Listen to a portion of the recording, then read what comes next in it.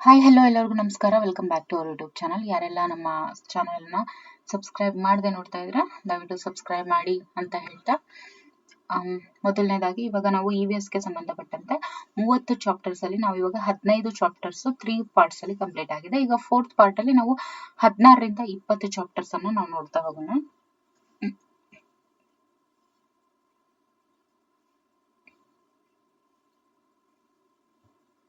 ಅದರಲ್ಲಿ ಮೊದಲನೇದಾಗಿ 16ನೇ ಚಾಪ್ಟರ್ ಬಂದ್ರು ಯಾವ್ದ್ರ ಬಗ್ಗೆ ಆಗಿರುತ್ತೆ ಅಂದ್ರೆ, ಪ್ರಸ್ತುತ ಮಕ್ಕಳು ಬಳಸುವಂತಹ ಹಾಗೂ ಅವರ ಹಿರಿಯರು ಮಕ್ಕಳಿದ್ದಾಗ ಬಳಸುತ್ತಿದ್ದಂತಹ ವಸ್ತುಗಳು ಮತ್ತು ಚಟುವಟಿಕೆಗಳ ನಡುವಿನ ವ್ಯತ್ಯಾಸಗಳನ್ನ ಗುರುತಿಸ್ತಾರೆ. ಉದಾಹರಣೆ, ಜನರು ಬಳಸ್ತಕ್ಕಂಥ ಉಡುಪು, ಪಾತ್ರೆ, ಪರಿಕರಗಳು, ಆಡಿದ ಆಟಗಳು, ಮಾಡಿದ ಕೆಲಸಗಳು. ಅಂದ್ರೆ ಇವುಗಳ ಬಗ್ಗೆ ಮಕ್ಕಳಿಗೆ ಅರಿವನ್ನ ಮೂಡಿಸುವಂಥದ್ದು ಈ ಒಂದು ಪಾಠದ ಆಶಯ ಆಗಿರತ್ತೆ. ಮೊದಲನೇದಾಗಿ ಪ್ರಶ್ನೆಗಳನ್ನ ನೋಡ್ತಾ ಹೋಗೋಣ. ಈ ಕೆಳಗಿನ ಪ್ರತಿ ಪ್ರಶ್ನೆಗಳಿಗೆ 4 ಉತ್ತರಗಳನ್ನು ನೀಡಲಾಗಿದೆ. ಅವುಗಳಲ್ಲಿ ಸರಿಯಾದ ಉತ್ತರವನ್ನು ಗುರುತಿಸಿ. ಆದಿಮಾನವರು ವಾಸಿಸುತ್ತಿದ್ದಂತಹ ಸ್ಥಳಗಳು ನೋಡಿ, ಮನೆ, ಗುಹೆ, ಬಂಗಲೆ, ಗುಡಿಸಲು ಅಂತ ಇದೆ. ಉತ್ತರ ಏನು? ದಟ್ ಇಸ್ ಗುಹೆ. ಓಕೆ. ಆದಿಮಾನವರು ಬಳಸುತ್ತಿದ್ದಂತಹ ಆಹಾರ ಪದಾರ್ಥಗಳು ಗೆಡ್ಡೆ ಗೆಣಸು, ಹಸಿ ಮಾಂಸ, ಹಣ್ಣು ಹಂಪಲು ಎಲ್ಲವೂ ಅಂತ ಇದೆ. ಅವರು ಎಲ್ಲವನ್ನೂ ಕೂಡ ಬಳಸ್ತಾ ಇದ್ರು, ಹೌದಲ್ವಾ? ಇನ್ನು ನಮ್ಮ ಹಿರಿಯರು ಚಕ್ರವನ್ನ ಬಳಸಿ ಮಾಡುತ್ತಿದ್ದಂತಹ ಮುಖ್ಯ ಕೆಲಸ ಏನು? ಚಕ್ರಗಳನ್ನ ಬಳಸ್ಬಿಟ್ಟು ಅವ್ರು ಏನ್ ಮುಖ್ಯ ಕೆಲಸ ಮಾಡ್ತಾ ಇದ್ರು? ವಾಹನಗಳ ತಯಾರಿಕೆ, ಮಡಿಕೆ ತಯಾರಿಕೆ, ಯಂತ್ರೋಪಕರಣಗಳ ತಯಾರಿಕೆ, ಕೈಗಾರಿಕೆಗಳಲ್ಲಿ ಅಂತ ಇದೆ. ಏನ್ ಮಾಡ್ತಾ ಇದ್ರು ಅವರು ಅಂತ ಹೇಳಿದ್ರೆ, ಚಕ್ರವನ್ನ ಬಳಸಿ ಅವರು ಮಡಿಕೆ ತಯಾರಿಕೆಯನ್ನ ಮಾಡ್ತಾ ಇದ್ರು. ಹಿಂದಿನ ಮಾನವರು ಬೆಂಕಿಯನ್ನು ಬಳಸುತ್ತಿದ್ದಂತಹ ಮುಖ್ಯ ಉದ್ದೇಶ ಏನು ಅಂತ ಹೇಳಿದ್ರೆ, ಆಹಾರವನ್ನ ತಯಾರಿಸೋದಕ್ಕೆ, ಲೋಹ ಕರಗಿಸೋದಕ್ಕೆ, ಕೈಗಾರಿಕೆಗಳಲ್ಲಿ ವಸ್ತುವನ್ನ ತಯಾರಿಸೋದಕ್ಕೆ ಅಂತ ಇದೆ. ಓಕೆ. ಮೊಟ್ಟ ಮೊದಲನೇದಾಗಿ ನಮ್ಮ ಹಿಂದಿನ ಮಾನವರು ಬೆಂಕಿಯನ್ನ ಬಳಸ್ತಾ ಇದ್ದಂತಹ ಮುಖ್ಯ ಉದ್ದೇಶ ಯಾಕೆ ಅಂತ ಹೇಳಿದ್ರೆ, ಆಹಾರವನ್ನ ತಯಾರಿಸೋದಾಗಿತ್ತು. ಓಕೆ. ಹಿಂದಿನ ಮಾನವರು ಧಾನ್ಯಗಳನ್ನು ಸಂಗ್ರಹಿಸುತ್ತಿದ್ದಂತಹ ಸ್ಥಳ ಧಾನ್ಯ ಸಂಗ್ರಹ ಮಳಿಗೆ, ಕಣಜ, ಉಗ್ರಾಣ, ಹವಾನಿಯಂತ್ರಿತ ಮಾರುಕಟ್ಟೆ ಅಂತ ಇದೆ. ಯಾವ್ದ್ರಲ್ಲಿ ನೋಡಿ, ಹಿಂದಿನ ಮಾನವರು ಅಂದ್ರೆ ನಮ್ಮ ಹಿಂದಿನ ಮಾನವರು ಧಾನ್ಯಗಳನ್ನ ಸಂಗ್ರಹಿಸ್ತಾ ಇದ್ದಂತಹ ಸ್ಥಳ ಯಾವುದು ಅಂತ ಅಂದ್ರೆ ದಟ್ ಇಸ್ ಕಣಜ. ಓಕೆ. ಈ ಚಿತ್ರದಲ್ಲಿರುವಂತಹ ಆಟ ಯಾವುದು? ಪಗಡೆ, ಕೇರಂ, ಚೌಕಾಬಾರ, ಅಳಗುಳಿ ಮನೆ. ಅಳಗುಳಿ ಮನೆ, ಹೌದಲ್ವಾ? ಇನ್ನು 7ನೇ ಪ್ರಶ್ನೆ. ನಮ್ಮ ಹಿರಿಯರು ಅಡಿಗೆ ಮಾಡೋದಕ್ಕೆ ಡ್ಯಾಶ್ ಪಾತ್ರೆಗಳನ್ನ ಹೆಚ್ಚಾಗಿ ಬಳಸ್ತಾ ಇದ್ರು. ಸ್ಟೀಲು, ಮಣ್ಣಿನ ಪಾತ್ರೆ, ಅಲ್ಯೂಮಿನಿಯಂ, ಬೆಳ್ಳಿ ಅಂತ ಇದೆ. ಅವರು ಮಣ್ಣಿನ ಪಾತ್ರೆಗಳನ್ನ ಬಳಸ್ತಾ ಇದ್ರು. ನಮ್ಮ ಹಿರಿಯರು ಧಾನ್ಯಗಳನ್ನ ಪುಡಿ ಮಾಡೋದಕ್ಕೆ ಡ್ಯಾಶ್ ಅನ್ನ ಬಳಸ್ತಾ ಇದ್ರು. ಯಾವುದು? ಬೀಸೋ ಕಲ್ಲು, ಮಿಕ್ಸರ್, ಗ್ರೈಂಡರ್, ಗಿರಣಿ. ಯಾವುದು? ಬೀಸೋ ಕಲ್ಲನ್ನ ಬಳಸ್ತಾ ಇದ್ರು. ನಮ್ಮ ಹಿರಿಯರು ಹೆಚ್ಚಾಗಿ ಡ್ಯಾಶ್ ಉಡುಪುಗಳನ್ನ ಧರಿಸ್ತಾ ಇದ್ರು. ಪಾಲಿಸ್ಟರ್, ಹತ್ತಿ, ನೈಲಾನ್, ರೇಷ್ಮೆ ಅಂತ ಇದೆ. ದಟ್ ಇಸ್ ಯಾವುದು? ಹತ್ತಿ ಬಟ್ಟೆಯನ್ನ ಬಳಸ್ತಾ ಇದ್ರು. ನಮ್ಮ ಹಿರಿಯರು ಮನರಂಜನೆಗೋಸ್ಕರ ಡ್ಯಾಶ್ ಪ್ರದರ್ಶನಗಳನ್ನ ಏರ್ಪಡಿಸ್ತಾ ಇದ್ರು. ತೊಗಲು ಗೊಂಬೆ ಆಟ, ಅಂತ್ಯಾಕ್ಷರಿ, ರಸಮಂಜರಿ, ಫ್ಯಾಷನ್ ಶೋ. ಯಾವುದು? ತೊಗಲು ಗೊಂಬೆ ಆಟವನ್ನ ಅವರು ಬಳಸ್ತಾ ಇದ್ರು. ಅಂದ್ರೆ ಆ ಒಂದು ಪ್ರದರ್ಶನವನ್ನ ಏರ್ಪಡಿಸ್ತಾ ಇದ್ರು. ತೊಗಲು ಗೊಂಬೆ ಆಟ ಅಂದ್ರೆ ಗೊಂಬೆ ಆಟ ಅಂದ್ರೆ ಕತೆ ಆಗಿರ್ಬೋದು, ಏನೇ ಒಂದು ಹಾಡಾಗಿರ್ಬೋದು, ಅವೆಲ್ಲ ಮನುಷ್ಯರ ಬದಲಾಗಿ ಅಂದ್ರೆ ಗೊಂಬೆ ಮೂಲಕ ಅದನ್ನ ವಿವರಣೆ ಕೊಡುವಂಥದ್ದು, ಹಾಡು ಹೇಳುವಂಥದ್ದು, ಈ ತರ. ಓಕೆ. ಕೆಳಗಿನ ಪ್ರಶ್ನೆಗಳಿಗೆ ಪ್ರತಿ ಪ್ರಶ್ನೆಗೆ ಉತ್ತರಿಸಿ ಅಂತ ಇದೆ. ಮೊದಲನೇದಾಗಿ ನೋಡ್ತಾ ಹೋಗೋಣ. ನಮ್ಮ ಹಿರಿಯರು ಬಳಸ್ತಾ ಇದ್ದಂತ ಉಡುಪುಗಳನ್ನ ನಾವು ಇವತ್ತಿಗೆ ಬಳಸ್ತಾ ಇದೀವಾ ಅಂದ್ರೆ ಇವತ್ತು ಕೂಡ ಬಳಸ್ತಾ ಇದೀವಾ? ಒಂದ್ ವೇಳೆ ಬಳಸ್ತಾ ಇದೀವಿ ಅನ್ನೋದಾದ್ರೆ ಯಾವ ರೀತಿಯ ಉಡುಪುಗಳನ್ನ ಬಳಸ್ತಾ ಇದೀವಿ ಅನ್ನೋದನ್ನ ಕೇಳ್ತಾ ಇದಾರೆ. ಅಫ್ಕೋರ್ಸ್ ನಾವು ಹಿರಿಯರು ಬಳಸ್ತಾ ಇದ್ದಂತ ಉಡುಪುಗಳನ್ನೇ ನಾವು ಇವತ್ತು ಒಂದಿನ ಬಳಸ್ತಾ ಇದೀವಿ. ಅದ್ರ ಜೊತೆಗೆ ವಿದ್ಯಾರ್ಥಿಗಳು ಉಡುಪನ್ನ ಅಂದ್ರೆ ನೋಡಿ, ಇವಾಗ ನಾವು ಅಂದ್ರೆ ಸ್ಯಾರಿ ಆಗಿರ್ಬೋದು, ಪೈಜಾಮ ಆಗಿರ್ಬೋದು, ಓಕೆ, ಟ್ರೆಡಿಷನ್ ಅಂತ ಬಂದಾಗ ಅದು ಇವಾಗ್ಲೂ ಕೂಡ ಕೆಲವರು ಪಾಲಿಸ್ತಾ ಇದಾರೆ. ಕೆಲವರು ಅನ್ನೋದಕ್ಕಿಂತ 75% ಅಂತೂ ಪಾಲಿಸ್ತಾ ಇದ್ದಾರೆ. ಓಕೆ. ಅದರಲ್ಲೂ ರೇಷ್ಮೆ ಅಂತ ಬಟ್ಟೆಗಳು, ರೇಷ್ಮೆ ಹತ್ತಿ ಬಟ್ಟೆಗಳನ್ನ ನಾವು ಇವತ್ತು ಬಳಸ್ತಾ ಇದೀವಿ. ಓಕೆ. ನಮ್ಮ ಹಿರಿಯರು ಬಳಸ್ತಾ ಇದ್ದಂತ ಅಡುಗೆ ಪರಿಕರಗಳು ಮತ್ತು ನಾವು ಪ್ರಸ್ತುತ ಬಳಸ್ತಾ ಇರುವಂತ ಅಡುಗೆ ಪರಿಕರಗಳನ್ನ ಹೆಸರಿಸಿ ಅಂತ ಇದೆ. ನೋಡಿ, ನಮ್ಮ ಹಿರಿಯರು ಬಳಸ್ತಾ ಇದ್ದಂತಹ ಅಡುಗೆ ಪರಿಕರಗಳು ಅಂತ ಬಂದಾಗ ಮಣ್ಣಿನ ಪಾತ್ರೆಗಳನ್ನ ಬಳಸ್ತಾ ಇದ್ರು ಅವರು ಅಡಿಗೆ ವಿಷಯಕ್ಕೆ ಬಂದಾಗ. ಇವತ್ತು ನಾವು ಬರೀ ಸ್ಟೀಲು ಮತ್ತೆ ಅಲ್ಯೂಮಿನಿಯಂ ಪಾತ್ರೆಗಳನ್ನ ಬಳಸ್ತಾ ಇದೀವಿ, ಹೌದಲ್ವಾ? ಇನ್ನು ನಮ್ಮ ಹಿರಿಯರು ಬಳಸ್ತಾ ಇದ್ದಂತ ಆಭರಣಗಳನ್ನೇ ಇಂದು ಹೆಚ್ಚಾಗಿ ನಾವು ಬಳಸ್ತಾ ಇದೀವಿ. ಆ ಒಂದು ಆಭರಣಗಳ ಹೆಸರನ್ನ ಹೇಳೋದಾದ್ರೆ ಓಲೆ, ಜುಮ್ಕಿ, ಕಾಸಿನ ಸರ, ತೋಳ್ಬಂದಿ, ಸೊಂಟುಡ್ಡಾಬು, ಮೂಗಿನತ್ತು, ಕಾಲ್ಗೆಜ್ಜೆ ಇವೆಲ್ಲ ನಮ್ಮ ಹಿರಿಯರು ಬಳಸ್ತಾ ಇದ್ದಂತ ಆಭರಣಗಳು. ಇವತ್ತು ಕೂಡ ನಾವು ಅದನ್ನೆಲ್ಲ ಟ್ರೆಡಿಷನ್ ಅನ್ನೇ ಟ್ರೆಂಡ್ ಆಗಿ ಬಳಸ್ತಾ ಇದ್ದಾರೆ. ಓಕೆ, ಆಮೇಲೆ ಸಾಮಾನ್ಯವಾಗಿ ಧಾನ್ಯಗಳನ್ನ ಸಂಗ್ರಹಿಸೋದಕ್ಕೆ ಮನೆಯಲ್ಲಿ ಬಳಸುವಂತಹ ಪರಿಕರಗಳನ್ನ ಪಟ್ಟಿ ಮಾಡಿ. ಮನೆಗಳಲ್ಲಿ ಬಳಸುವಂತಹ ಪರಿಕರಗಳನ್ನ ಅಂದ್ರೆ ಸ್ಟೋರೇಜ್ ಐಟಮ್ಸ್ ಆಗಿ ಏನೇನೆಲ್ಲ ಉಪಯೋಗಿಸ್ತೀವಿ ಅಂತ ನೋಡಿದಾಗ ಕಣಜವನ್ನ ಉಪಯೋಗಿಸ್ತೀವಿ, ಹಗೆವು ಅಂತ ಕರೀತಾರೆ, ಕೊಳಗ, ಮಣ್ಣಿನ ದೊಡ್ಡ ಮಡಿಕೆಗಳು ಇವನ್ನೆಲ್ಲವನ್ನು ಕೂಡ ಬಳಸ್ತಾ ಇದ್ರು. ಕೆಲವ್ರ ಮನೆಯಲ್ಲಿ ಈಗಲೂ ಬಳಸ್ತಾ ಇದ್ದಾರೆ. ಓಕೆ, ಇನ್ನ ಮುಂದಿನ ಒಂದು ಪಾಠ 17ನೇ ಪಾಠ, ದಟ್ ಇಸ್ ನಾಯಕತ್ವ ಗುಣಗಳನ್ನ ಪ್ರದರ್ಶಿಸುವುದು, ದಿನಚರಿ ದೈನಂದಿನ ಚಟುವಟಿಕೆಗಳಲ್ಲಿ ಆಗುವಂತಹ ಬದಲಾವಣೆಗಳಿಗೆ ಸಲಹೆಯನ್ನ ಕೊಡುವಂಥದ್ದು. ಇದ್ರ ಬಗ್ಗೆ ನಾವು ನೋಡ್ತಾ ಹೋಗೋಣ. ಮೊದಲನೇದಾಗಿ, ಪ್ರತಿ ಆಟವು ತನ್ನದೇ ಆದ ಡ್ಯಾಶ್ ಅನ್ನ ಒಳಗೊಂಡಿರುತ್ತೆ. ಪರಿಕರಗಳು, ನಿಯಮಗಳು, ವಿಧಾನಗಳು, ಹಾಗಾಗಿ ಎಲ್ಲವೂ ಅನ್ನೋದು ಉತ್ತರ. ಆಟದ ನಿಯಮಗಳನ್ನ ಪಾಲಿಸುವುದು ಮುಖ್ಯವಲ್ಲ, ಅವಶ್ಯಕತೆ ಇಲ್ಲ, ಜವಾಬ್ದಾರಿ ಇಲ್ಲ, ತುಂಬಾ ಮುಖ್ಯ. ಆಟಗಳು ಸಂಘಟಿತ, ಸ್ಪರ್ಧಾತ್ಮಕ ಮತ್ತು ಕುಶಲತೆಯಿಂದ ಕೂಡಿದಂತಹ ಡ್ಯಾಶ್ ಚಟುವಟಿಕೆಗಳಾಗಿವೆ. ಭೌತಿಕ, ಮಾನಸಿಕ, ದೈಹಿಕ ಮತ್ತೆ ಭಾವನಾತ್ಮಕ ಅಂತ ಇದೆ ನೋಡಿ. ಆಟಗಳು ಅಂತ ಬಂದಾಗ ಅದು ಯಾವಾಗ್ಲೂ ದೈಹಿಕ.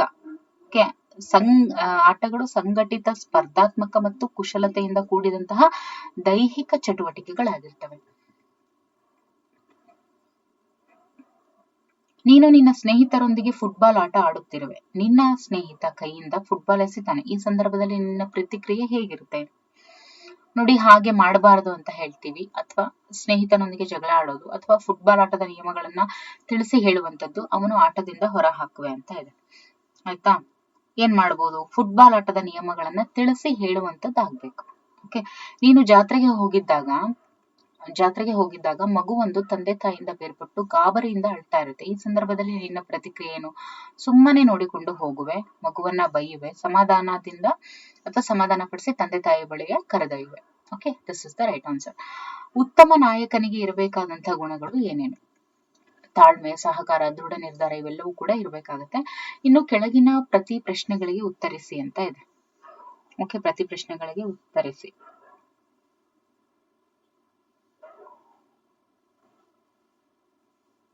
ಉತ್ತಮ ನಾಯಕ ಅಂದ್ರೆ ನೋಡಿ, ಪ್ರತಿ ಪ್ರಶ್ನೆಗಳಿಗೆ ಉತ್ತರಿಸಿ ಅಂತ ಇದೆ. ಉತ್ತಮ ನಾಯಕರಾದಲ್ಲಿ ಇರಬೇಕಾದಂತ ಗುಣಗಳನ್ನ ಹೆಸರಿಸಿ.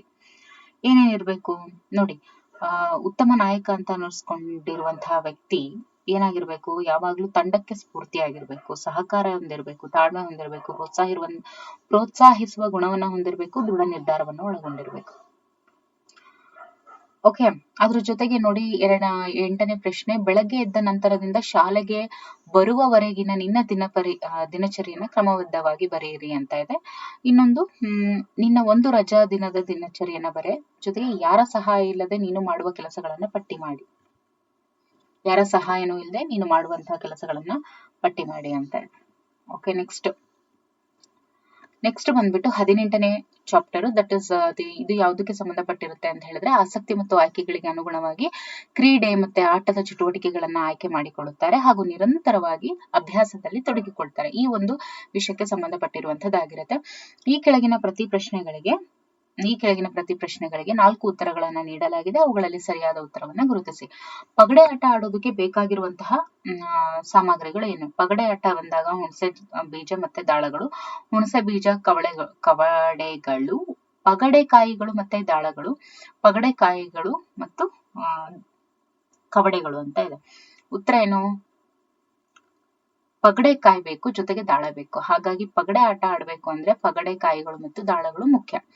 ಭಾರತದ ರಾಷ್ಟ್ರೀಯ ಕ್ರೀಡೆ ಯಾವುದು? ಹಾಕಿ, ಹೌದಲ್ವಾ? ಕ್ರೀಡಾ ಸ್ಪರ್ಧೆಗಳಲ್ಲಿ ಯಶಸ್ಸು ಪಡಿಬೇಕು ಅಂತ ಅಂದ್ರೆ ಏನು ಅತ್ಯಗತ್ಯ? ನಿರಂತರ ಅಭ್ಯಾಸ, ಕ್ರೀಡಾ ಮನೋಭಾವ, ಉದಾಸೀನತೆ, ಸೋಮಾರಿತನ ಅಂತ ಇದೆ. ಕ್ರೀಡಾ ಮನೋಭಾವ ಇದ್ ಮಾತ್ರಕ್ಕೆ ಯಶಸ್ಸು ಸಿಗಲ್ಲ, ನಿರಂತರ ಅಭ್ಯಾಸ ಇದ್ರೆ ಮಾತ್ರ ಸಿಗುವಂಥದ್ದು. 4ನೇ ಪ್ರಶ್ನೆ, ಹಸು ಹುಲಿ ಆಟದ ನಿಯಮಗಳನ್ನ ಕ್ರಮಬದ್ಧವಾಗಿ ಬರೆಯಬೇಕು ಅಂತ ಹೇಳಿದ್ರೆ ಅದ್ರ ಸರಿಯಾದ ಕ್ರಮ ಯಾವುದು? ಹಸುವಾಗಿ ಓರ್ವ ವಿದ್ಯಾರ್ಥಿಯನ್ನು ಆಯ್ಕೆ ಮಾಡುವುದು. ಮಕ್ಕಳೆಲ್ಲರೂ ವೃತ್ತಾಕಾರದಲ್ಲಿ ನಿಲ್ಲುವುದು, ಹುಲಿಯಾಗಿ ಓರ್ವ ವಿದ್ಯಾರ್ಥಿಯನ್ನ ಆಯ್ಕೆ ಮಾಡುವುದು, ಹುಲಿಯಾದ ಮಗುವು ವೃತ್ತದ ಹೊರಗೆ ಮತ್ತು ಹಸುವಾದ ಮಗುವು ವೃತ್ತದ ಒಳಗೆ ನಿಲ್ಲುವುದು. ನೋಡಿ, ಇದು ಹುಲಿ ಆಟ ಆಗಿದೆ, ಅಂದ್ರೆ ಹಸು ಹುಲಿ ಆಟ. ಈ ಆಟದ ನಿಯಮ ಏನು ಅಂತಂದ್ರೆ, ಮೊದಲನೇದಾಗಿ ಏನು, ಇದು ಫಸ್ಟ್ ಬರುತ್ತೆ, ಏನು, ಮಕ್ಕಳೆಲ್ಲರೂ ಫಸ್ಟ್ ವೃತ್ತಾಕಾರದಲ್ಲಿ ನಿಂತ್ಕೋಬೇಕು. ಓಕೆ, ಅದಾದ ನಂತರ ಹಸುವಾಗಿ ಓರ್ವ ವಿದ್ಯಾರ್ಥಿಯನ್ನು ಆಯ್ಕೆ ಮಾಡಬೇಕು. ಓಕೆ, ಅದಾದ ನಂತರ ಏನ್ ಮಾಡ್ಬೇಕು, ಹುಲಿಯಾಗಿ ಓರ್ವ ವಿದ್ಯಾರ್ಥಿಯನ್ನ ಆಯ್ಕೆ ಮಾಡ್ಬೇಕು. ಹಸು ಹುಲಿ ಆಟ ಆಗಿರೋದ್ರಿಂದ ಫಸ್ಟ್ ಮಕ್ಕಳೆಲ್ಲ ರೌಂಡ್ ಆಗಿ ನಿಂತ್ಕೋಬೇಕು, ಆಮೇಲೆ ಹಸುನ ಆಯ್ಕೆ ಮಾಡ್ಕೋಬೇಕು, ಆಮೇಲೆ ಹುಲಿಯಾಗಿ ಒಬ್ಬ ವಿದ್ಯಾರ್ಥಿನ ಆಯ್ಕೆ ಮಾಡ್ಕೋಬೇಕು. ನಾಲ್ಕನೇದು ಏನಾಗುತ್ತೆ, ಆಟ ಏನಾಗುತ್ತೆ ನೆಕ್ಸ್ಟ್ ಅಂತ ಹೇಳಿದ್ರೆ, ಹುಲಿಯಾದ ಮಗುವು ವೃತ್ತದ ಹೊರಗೆ ಮತ್ತು ಹಸುವಾದ ಮಗುವು ವೃತ್ತದ ಒಳಗೆ ನಿಲ್ಲುವಂಥದ್ದು. ಓಕೆ, ಇದು ಹಸು ಹುಲಿ ಆಟದ ನಿಯಮ ಆಗಿರುತ್ತೆ. Okay, this is the right answer. ರಮೇಶನು ಕ್ರಿಕೆಟ್ ಆಟವನ್ನು ಅಭ್ಯಾಸ ಮಾಡಿದನು ಮತ್ತು ಈ ಆಟದಲ್ಲಿ ಪ್ರಸಿದ್ಧ ಆಟಗಾರನಾದನು. ಇದಕ್ಕೆ ಕಾರಣ ಏನು? ರಮೇಶು ಕ್ರಿಕೆಟ್ ಆಟವನ್ನ ಅಭ್ಯಾಸ ಮಾಡಿದ, ಜೊತೆಗೆ ಪ್ರಸಿದ್ಧ ಆದ. ಇದಕ್ಕೆ ಕಾರಣ ಏನು ಅಂತ ಹೇಳಿದ್ರೆ, ರಮೇಶ್ ಅಂದ್ರೆ ಕ್ರಿಕೆಟ್ ಅನ್ನುವಂಥದ್ದು ಜನಪ್ರಿಯ ಕ್ರೀಡೆ ಅಂತ ಅಲ್ಲ, ರಮೇಶನ ಆಸಕ್ತಿ ಮತ್ತು ಆಯ್ಕೆ, ಅವರ ಅಥವಾ ಅವನ ತಂದೆ ತಾಯಿ ಆಸೆ ಹೆಚ್ಚು ದುಡ್ಡು ಗಳಿಸಬಹುದು ಅಂತ. ನೋಡಿ, ಆತನ ಆಸಕ್ತಿ ಮತ್ತು ಆಯ್ಕೆ ಆಗಿರುತ್ತೆ. ಕೆಳಗಿನ ಪ್ರಶ್ನೆಗಳಿಗೆ ಉತ್ತರಿಸಿ, ನಿನಗೆ ಇಷ್ಟವಾದ ಆಟ ಯಾವುದು, 2 ನಿಯಮಗಳನ್ನ ಬರಿ. ಓಕೆ, ಇದು ವೈಯಕ್ತಿಕ ಆಗುತ್ತೆ. ಆಮೇಲೆ ಆಟ ಆಡುವುದರಿಂದ ನಿಮಗೆ ಏನು ಪ್ರಯೋಜನಗಳು? ನೋಡಿ, ಆಟ ಆಡೋದ್ರಿಂದ ನಮ್ಮ ದೇಹ ಮನಸ್ಸು ಎರಡೂ ಕೂಡ ಸದೃಢವಾಗಿರುತ್ತೆ. ಆಟ ಆಡೋದ್ರಿಂದ ಮನೋರಂಜನೆ ಕೂಡ ದೊರೆಯುವಂಥದ್ದು. ಓಕೆ, ಇನ್ನು ಮುಂದಿನ ಪಾಠ ಯಾವುದು? 19ನೇ ಪಾಠ. ದಟ್ ಇಸ್ ಆಟ ಅಥವಾ ಚಟುವಟಿಕೆಗಳ ಸಂದರ್ಭದಲ್ಲಿ ಅಡೆತಡೆಗಳು ಉಂಟಾಗದಂತೆ ಎಚ್ಚರ ವಹಿಸುತ್ತಾರೆ. ಆಟವಾಡುವ ಮುನ್ನ ನಿಯಮಗಳನ್ನು ರೂಪಿಸುತ್ತಾರೆ ಮತ್ತು ಎದುರಾಗುವ ಸಣ್ಣ ಪುಟ್ಟ ಗೊಂದಲಗಳನ್ನ ಸ್ವತಂತ್ರವಾಗಿ ಅಥವಾ ವಯಸ್ಕರ ನೆರವಿನೊಂದಿಗೆ ಬಗೆಹರಿಸುವಂತಹ ಒಂದು ಚೈತನ್ಯವನ್ನ ಮಕ್ಕಳಲ್ಲಿ ಮೂಡಿಸುವ ಸಲುವಾಗಿ ಈ ಒಂದು ಚಾಪ್ಟರ್ ಅನ್ನ ಇಟ್ಟಿದ್ದಾರೆ. ಮೊದಲನೇ ಪ್ರಶ್ನೆ,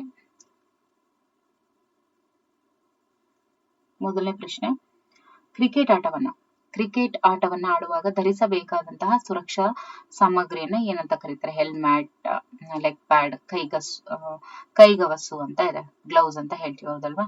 ಸೊ ಎಲ್ಲವೂ ಅನ್ನುವಂಥದ್ದು ಸರಿಯಾದ ಉತ್ತರ. ಆಟ ಆಡುವ ಸಂದರ್ಭದಲ್ಲಿ ಗಾಯವಾದಾಗ ತಕ್ಷಣ ಮಾಡಬೇಕಾದಂತ ಕೆಲಸ ಏನು? ಪ್ರಥಮ ಚಿಕಿತ್ಸೆ ಮಾಡುವಂಥದ್ದು, ಹೌದಲ್ವಾ? ಗುಂಪು ಆಟಗಳಲ್ಲಿ ಆಡುವಾಗ ತಂಡವನ್ನ ಮುನ್ನಡೆಸುವಲ್ಲಿ ಡ್ಯಾಶ್ ನ ಪಾತ್ರ ಪ್ರಮುಖವಾಗಿರುತ್ತೆ. ಸಂಘಟಕ, ನಾಯಕ, ತರಬೇತುದಾರ, ತೀರ್ಪುಗಾರ. ನೋಡಿ, ಗುಂಪು ಆಟಗಳನ್ನ ಆಡಬೇಕಾದ್ರೆ ತಂಡವನ್ನ ಮುನ್ನಡೆಸಬೇಕು ಅಂತ ಅಂದಾಗ ಯಾರ ಪಾತ್ರ ಪ್ರಮುಖವಾಗಿರುತ್ತೆ ಅಂತ ಕೇಳಿದರೆ, ಅದರಲ್ಲೂ ಗುಂಪು ಆಟ ಅಂತ ಬಂದಾಗ ನಾಯಕನ ಪಾತ್ರ ಹೆಚ್ಚಾಗಿರುತ್ತೆ. ಗುಂಪು ಆಟಗಳನ್ನ ಆಡುವಾಗ ತಂಡಕ್ಕೆ ಮಾರ್ಗದರ್ಶನ ನೀಡುವಲ್ಲಿ ಡ್ಯಾಶ್ ನ ಪಾತ್ರ ಪ್ರಮುಖವಾಗಿರುತ್ತೆ. ಯಾರು? ಗುಂಪು ಆಟಗಳನ್ನ ಆಡುವಾಗ ಮಾರ್ಗದರ್ಶನ ಯಾರು ನೀಡ್ತಾರೆ? ತರಬೇತುದಾರ ನೀಡಬೇಕು. ಹಾಗಾಗಿ ಇವರ ಪಾತ್ರ ಪ್ರಮುಖವಾಗಿರುತ್ತೆ. ಆಟದ ನಿಯಮಗಳನ್ನ ನಮ್ಮ ದೇಶದ ಡ್ಯಾಶ್ ಕಾಪಾಡುವಲ್ಲಿ ಸಹಕರಿಸುತ್ತದೆ.